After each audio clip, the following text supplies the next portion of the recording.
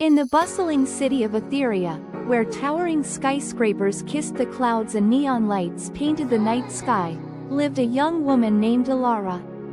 She was an aspiring architect, her heart filled with dreams as grand as the city itself.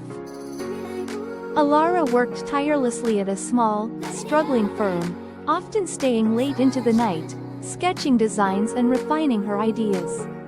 But despite her dedication, she felt invisible, her voice lost amidst the chorus of more experienced architects. One day, a prestigious architectural competition was announced, challenging participants to design a sustainable community center for a neglected district of Etheria. Alara saw this as her chance to shine, to prove her worth, and to make a real difference in her city. She poured her heart and soul into her design, crafting a vision of a community center that was not only aesthetically stunning but also environmentally conscious and socially inclusive. She incorporated green spaces, solar panels, and rainwater harvesting systems, ensuring that the center would be a beacon of sustainability. As the deadline approached, Alara faced numerous obstacles. Her design was met with skepticism from senior colleagues, who dismissed her ideas as too idealistic and impractical. She faced technical challenges, budget constraints, and moments of self-doubt that threatened to derail her project. But Alara refused to give up. She drew strength from her unwavering belief in her vision and from the support of a few trusted friends and mentors. She worked tirelessly, overcoming each challenge with ingenuity and perseverance. Finally, the day of the competition arrived. Alara stood nervously before the panel of judges, presenting her design with passion and conviction. She spoke of her vision for a community center that would not only provide essential services but also foster a sense of belonging and empowerment for the residents of the neglected district. The judges were impressed by Alara's innovative design and her genuine commitment to the community. After much deliberation, they announced the winner, Alara. Her dream had come true. With her design brought to life, Alara transformed the neglected district into a vibrant and thriving community.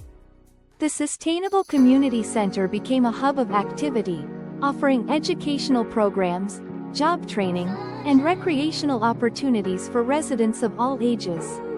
Alara's dream had not only come true but had also inspired others to pursue their own dreams and to make a positive impact on the world. Rain lashed against the windows of the Dust Bowl Diner, mirroring the storm raging inside Beatrice, a renowned chef whose Michelin-starred restaurant had abruptly closed 6 months prior. A bad investment, a spiteful partner, and suddenly, she was flipping burgers, the sizzle of the griddle a constant, mocking reminder of the symphony of flavors she once conducted. Her creativity was stifled, replaced by a monotonous menu and the sour taste of failure. One evening, a traveling salesman named Leo stumbled into the diner, seeking refuge from the tempest. He was a jovial, unassuming man, clutching a worn-out leather-bound notebook filled with recipes. Not sophisticated fare, but simple, handwritten instructions for dishes like Grandma's tomato soup and Aunt Millie's apple pie. He explained he collected them from small-town diners across the country, hoping to preserve a disappearing culinary heritage. Beatrice, initially dismissive, found herself drawn to Leo's enthusiasm. He talked about the stories behind each recipe, the love and care that went into their creation. He saw not just food, but connection and community. One recipe, in particular, caught her eye.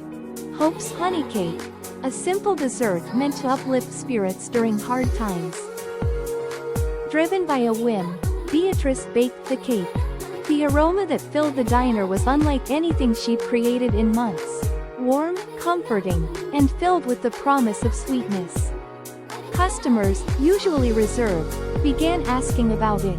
She told them about Leo and the notebook. One taste of the honey cake, and they were hooked. They shared their own stories of resilience, of finding joy in the simplest things. News of Hope's honey cake spread, transforming the once quiet diner into a bustling destination. People flocked not just for the cake's sweetness, but for the heartwarming stories and the strong sense of community that Beatrice had unintentionally cultivated. As time came for Leo to depart, he entrusted his precious notebook to Beatrice, recognizing her as the perfect guardian of these culinary legacies. Then came the unexpected. A renowned food critic, known for his scathing reviews, stopped by, drawn in by the buzz. Beatrice, terrified, served him the honey cake. He ate it slowly, deliberately. A hush fell over the diner. Finally, he looked up, his eyes filled with unexpected emotion. He wrote a glowing review, not just about the cake, but about the diner, about the stories, about Beatrice's rediscovery of the true meaning of food. The review catapulted Beatrice back into the culinary spotlight. She received offers to open new restaurants and to write cookbooks. But this time, she knew what truly mattered. She stayed at the Dust Bowl Diner, transforming it into a haven for comfort food and shared stories. She continued to bake Hope's honey cake, not as a symbol of failure, but as a testament to the power of connection, resilience, and finding inspiration in the most unexpected places. Beatrice, once a star chef lost in the shadows, had found a new kind of brilliance, one baked with love and shared with the world.